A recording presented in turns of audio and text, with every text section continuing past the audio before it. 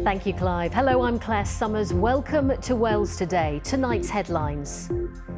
Sarah Spooner's pregnancy sickness was so bad she had a termination. She wants the anti-sickness drug, Zonvia, to be more readily available to women. She said, well, worst case scenario, you've only got 7 months left of this. And I thought, I'm going to die.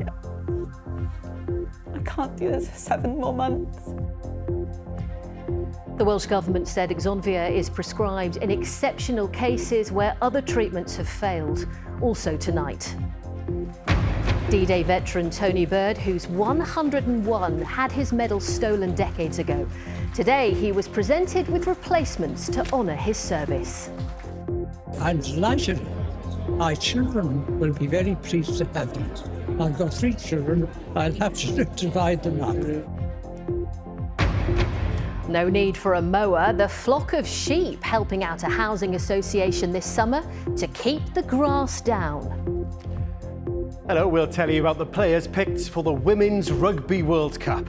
And a harsh lesson for Wrexham, defeated in their opening game of the season. Now they wait on news about Kiefer Moore, injured just days after joining the club. And some parts of the country will experience heatwave conditions over the next couple of days. Tomorrow, the hottest day of the week.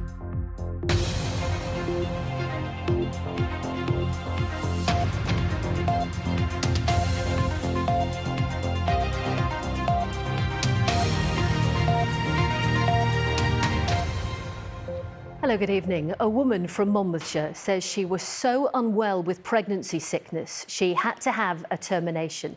Sarah Spooner is calling for better care in Wales for a condition called hyperemesis gravidarum, which can affect between 1 and 3 women in every 100. The symptoms include vomiting and weight loss. She wants the Welsh Government to provide better access to anti-sickness medication, which is not routinely prescribed here. More now from our communities correspondent, Kate Morgan. Having experienced hyperemesis gravidarum, or HG, in her first pregnancy, Sarah Spooner thought she'd be better equipped to deal with it second time round. It's just staggering. And when that so many women are struggling with so little help. She recalls being sick all day, unable to eat, drink or work. The 32-year-old says as the sickness got worse, she was prescribed Zonvia, the only antiemetic licensed for use in pregnancy to manage nausea and vomiting in the UK. She says it helped, but was difficult to get hold of and involved long drives, which she was too sick to do. Eventually, after being hospitalised, the couple made the heartbreaking decision to end the pregnancy. And I told them I just wanted to be treated for the HG. I just wanted to stop being sick. And she said, well, worst case scenario, you've only got 7 months left of this. And I thought, I'm going to die. I can't do this for 7 more months. Zonvia is one of the treatments listed in the Royal College of Obstetricians and Gynecologists guidelines. A box of 20 tablets costs around £28, which is considerably higher than alternatives. It's available in parts of England, but not routinely prescribed here. Sarah lives on the English border and says that if she was half a mile down the road, she'd have had access to it. One charity says it can be a postcode lottery across the UK, but it's particularly concerning in Wales. Wales is probably more than a postcode lottery. It's actually just effectively a widespread computer says, no, you are not able to access this medication. Yes, you might find a doctor willing to prescribe it off formulary, but that shouldn't be the journey here when you have a condition like hyperemesis. It should be fair. The All Wales Medicine Strategy Group advises the Welsh Government about the use, management and prescribing of medicines. It considers both clinical and cost-effectiveness. The All Wales Medicine Strategy Group say the cost-effectiveness data from the company was insufficient to recommend Zonvia for use in 2019. They say they've recently met with the manufacturer Exeltis and hope they'll re-engage later this year. The company say it's already working with health boards across Wales to support access to treatment. The Welsh Government say Zonvia can be prescribed in exceptional cases where other treatments have failed, with more than 750 prescriptions dispensed in Wales since January. They added that the appraisal in 2019 remains the most current formal evaluation of Zonvia in Wales. Part-time photographer Sarah says things need to change and hopes sharing her story, her pain, will capture the stark reality of HG. If I can just stop even one other person going through the level of trauma and sorrow that I've been through this year, then that will make it worth it. Sarah Spooner ending that report by Kate Morgan. And if you have been affected by any of the issues raised in that story, information on organisations offering help and support is available on the BBC Action Line website. Other news tonight. Investigations are continuing into a multi-vehicle crash on the A55 in Flintshire, after which 4 people were taken to hospital. Police were called to the incident near Pentrahalking on Saturday afternoon, where a lorry collided with 2 vehicles. The lorry driver, a 58-year-old man, was arrested on suspicion of causing serious injury by dangerous driving. He's since been released under investigation. A councillor from Swansea has pleaded not guilty to an allegation of rape dating back to the early 1990s. 56-year-old Peter May appeared at Cardiff Crown Court accused of 1 charge between 1991 and 93.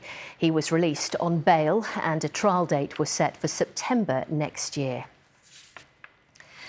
Now, the Church in Wales has said that it won't respond to recent criticism of Cherry Van's sexuality following her election as Archbishop of Wales. GAFCON, the Global Fellowship of Confessing Anglicans, which represents conservative Anglicans, said her appointment was another painful nail in the coffin of Anglican orthodoxy. Well, our reporter Owain Evans is here with us. Hiya, Owain. So what have they said? Well, Claire, Cherry Van had a number of firsts to her name when she was elected Archbishop of Wales at the end of last month. She's the first woman and the first openly gay Archbishop. Now, that hasn't gone down well with GAFCON, who represent conservative and traditional elements of the Anglican Church. In a statement, they say her appointment is another painful nail in the coffin of Anglican orthodoxy. They say, by celebrating this election and her immoral same-sex relationships, the Canterbury Communion has again bowed to worldly pressure that subverts God's good word. They go even further, accusing the Church in Wales of turning its back on Christianity. Now, GAFCON came about as a result of shifting attitudes towards same-sex unions and gay clergy. They wanted to push back, and this has been a highly divisive issue for the Anglican Church for years. And Owain, what has been the reaction to this? Well, the Church in Wales didn't want to respond to GAFCON's comments, but supporters of Cherry Van and those who advocate for the LGBTQIA+ people in the church say there's nothing new in GAFCON's reaction. It hasn't surprised me one iota. If they'd been welcoming, I'd have been shocked. I think what I suppose I'm saddened by the idea that as a church, our choice under the guidance of God and with the help of the Holy Spirit, which we have to believe was the case, can be wrong. I've also spoken to Canon James Henley here in Cardiff today, Claire. They're proactive in including LGBTQI+ people in the church in Eastern Cardiff. He pointed to the fact that the Catholic Church and Catene, which represents lots of Christian denominations, all welcomed the appointment of Cherry Van. He says that one of the key things about her appointment is that she can bring people together, even people who are strongly opposed to her views. She can earn their respect. He says, I think she's won the respect of many church members and clergy from across the theological spectrum. But even so, it does look like this issue is going to continue to divide the Anglican Church for many years to come. Owain, thank you very much. Now, one of Wales's last remaining D-Day veterans has been honoured in a very special way today with a new set of medals replacing the ones that were stolen from him in the 1970s. Well, Tony Bird from Pembrokeshire is 101 years old and served in the Royal Navy during the Second World War. Well, earlier today at an event in Glenhammon, he was presented with his replacement medals for his bravery and service. At 101 years old, Tony Bird from Pembrokeshire is one of the very few D-Day veterans still alive in Wales. Events to mark 8 years since the end of the Second World War have been held across Wales this year, but there's an extra special reason for this get-together in Glanaman today. Originally from Cowbridge in the Vale of Glamorgan, Tony joined the Royal Navy in 1942 and took part in the invasion of Normandy 2 years later. But the symbols of his bravery, his military medals, went missing. In 1970, I moved from Gloucestershire to Pembrokeshire. The house I'd purchased wasn't ready, so I put a lot of stuff in store, including medals and everything, quite a lot of small items. I discovered about 2 years later that they'd been stolen. Half a century later, it wasn't too late. One of these were one's medals, and the Royal Navy Association very kindly replaced them for me. So here we are. I'm delighted. My children will be very pleased to have them. Tony himself, as with most World War II veterans, are very modest and don't like a fuss, but we have managed to sort of convince him to come along today and have his medals presented. There was a guest appearance from a familiar entertainer. I'm honoured to be here to help him to celebrate this wonderful occasion. They're remarkable people, but Tony with all his medals, the inspiration to us all. On behalf of all the veterans here, as I tell you, only about 6 of us left who served at D-Day. With his sharp memory, this veteran still tells his tale so eloquently.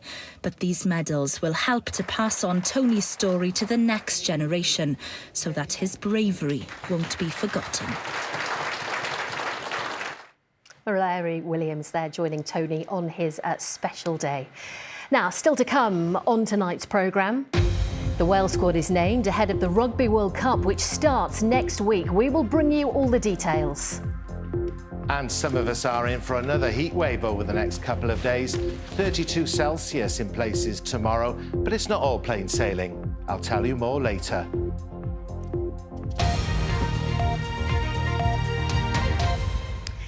Now, mowing the lawn can be a bit of a task for many of us in the summer, but when you own a 4.5-acre site full of dips and awkward corners, grass cutting can be a bit tricky and also costly. Well, one housing association in North Wales has come up with a novel way of controlling the grass. They've brought in a flock of sheep, as our reporter Rob Thomas found out.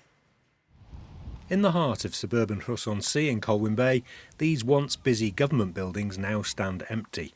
After decades of office use, these remnants of wartime Britain are set to be demolished. In their place will be 48 new housing association homes.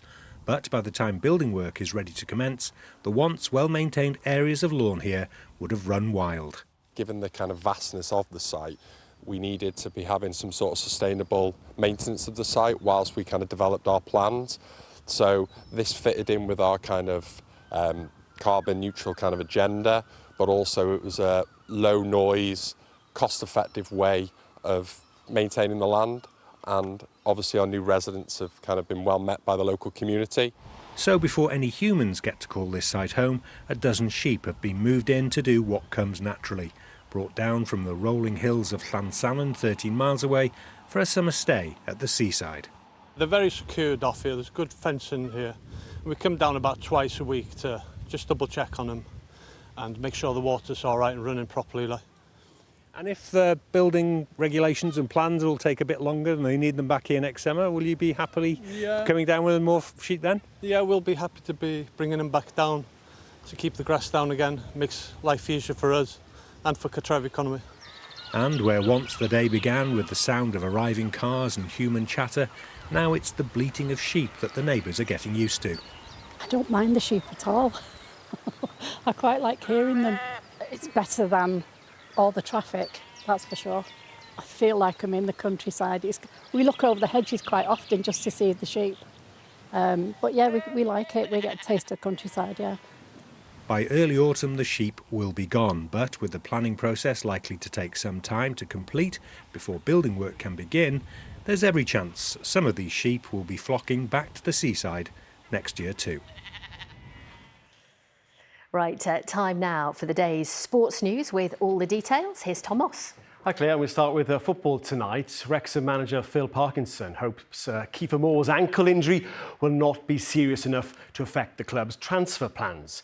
Moore, who's won 49 caps for Wales and joined the club last week, was forced off on his debut during the defeat at Southampton. It was their first game in the second tier of English football for more than 40 years. He played a key role on a momentous day for Wrexham. On their return to the second tier, it was Kiefer Moore who won the penalty, converted by Josh Windass. But Moore's afternoon ended prematurely and in pain. He damaged ligaments, we're told. He had a scan today, the results not due for a few days. So for the moment, Wrexham remain hopeful it will not mean a long layoff.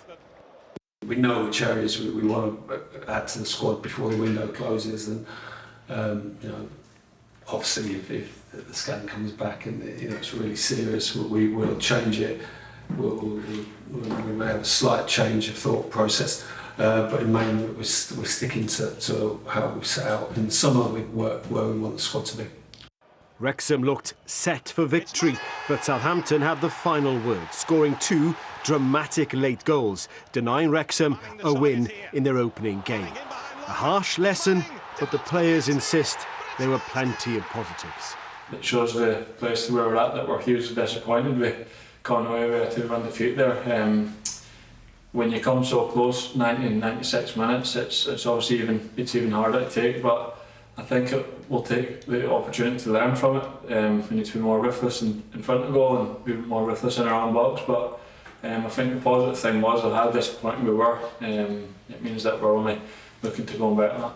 On the pitch, Wrexham are focused on Hull, tomorrow's opponents here at the Kai Ras in the Carabao Cup.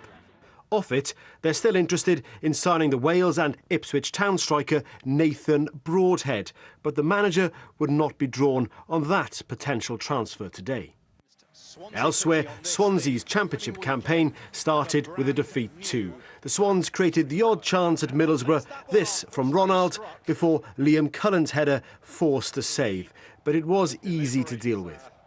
Dale Fry's goal secured all 3 points for Borough, while Swansea's deficiencies in front of goal further underlined the need to bring in more players in this transfer window. Up next for Swansea, a Carabao Cup tie against Crawley, who were beaten by Newport County in League Two at the weekend. And he's round the goalkeeper, the angle's tight. Thanks to goals from Kai Whitmore and Liam Shepherd. County host Millwall, who are 2 leagues above them in their cup tie tomorrow.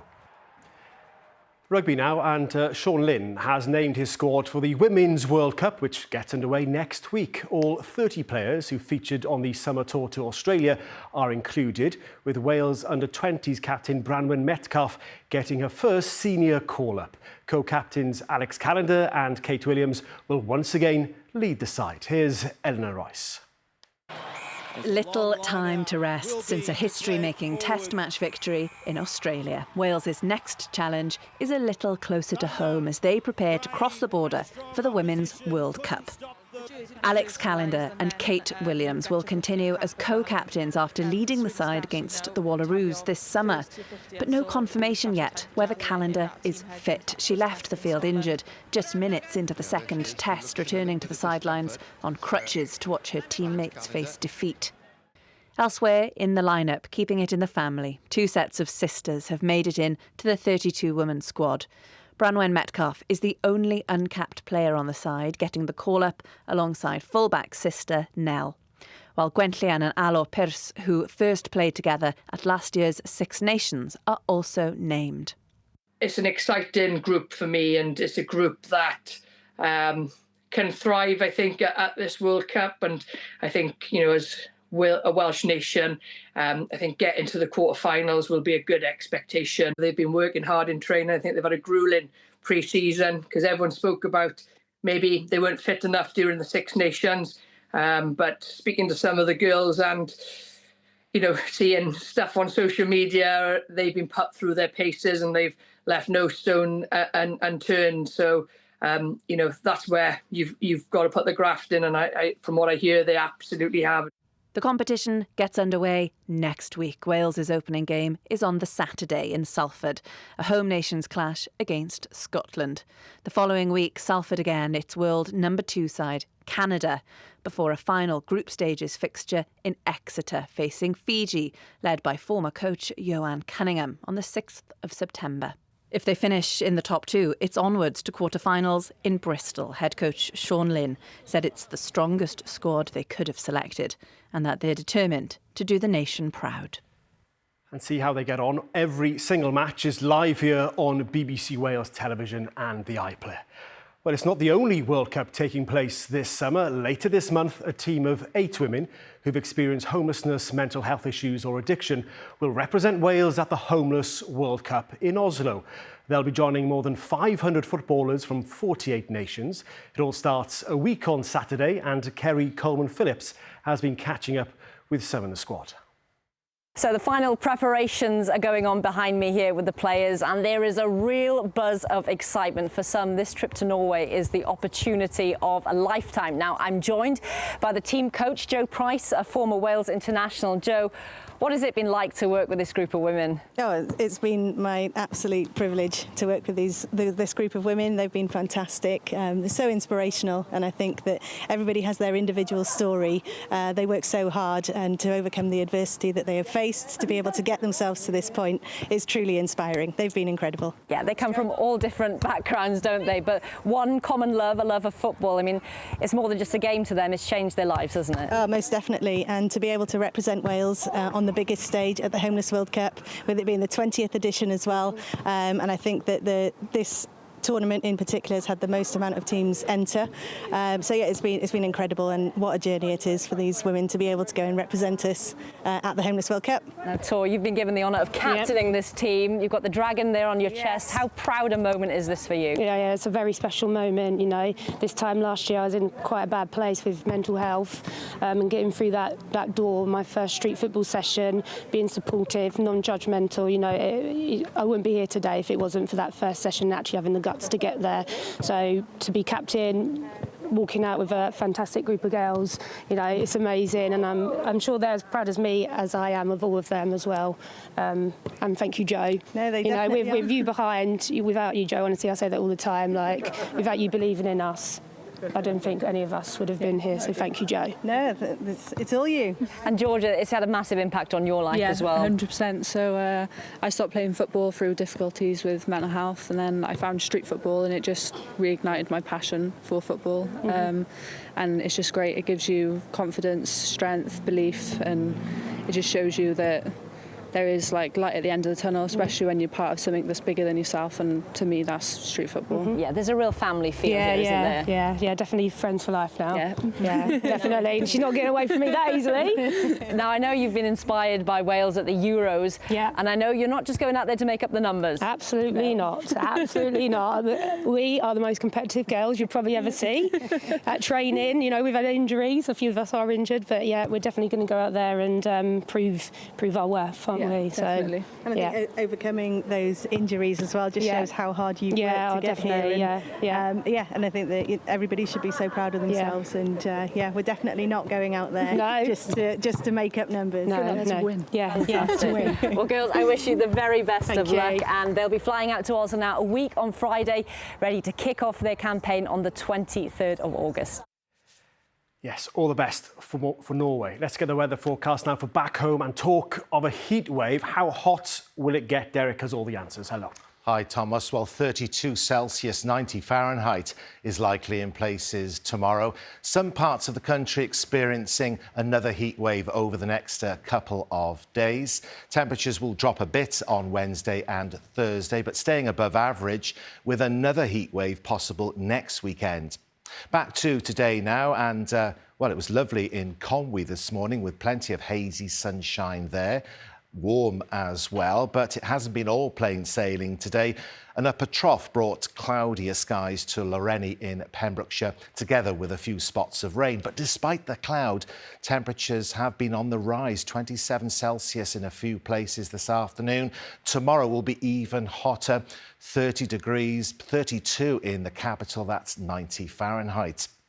Now back to this evening and overnight, and we have some cloud and scattered showers drifting northwards. You may see a flash of lightning, turning dry and clearer from the south later in the night, and it's going to be a warm and muggy night. You might have trouble sleeping. Lowest temperatures typically 14 to 16 Celsius.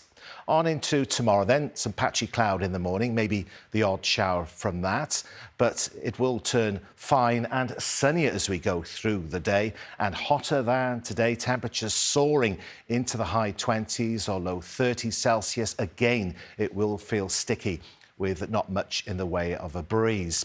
So if you're going to the Anglesey show tomorrow, that starts tomorrow, it's going to be mostly dry with sunny spells and turning hot.